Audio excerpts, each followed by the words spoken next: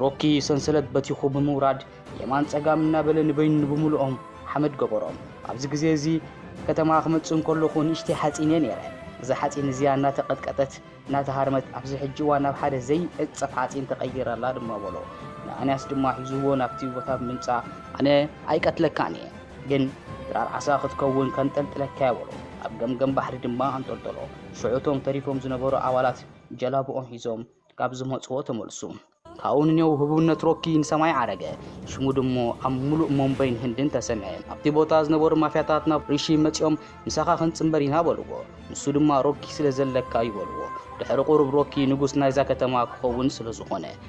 ንጉስ ሪሺ ግን ነቲ ከተማ ንግስነት ካብይ ዝወስዶ ማንም ሰብ የለን ሓደ ካብቶም ሰዓብቱ እውን ልክ ዓለኻ 15 ዓመት ሰብ ሃሪሙ ንጉስ ዝኸውን ሰብ የለን ድማ በሎ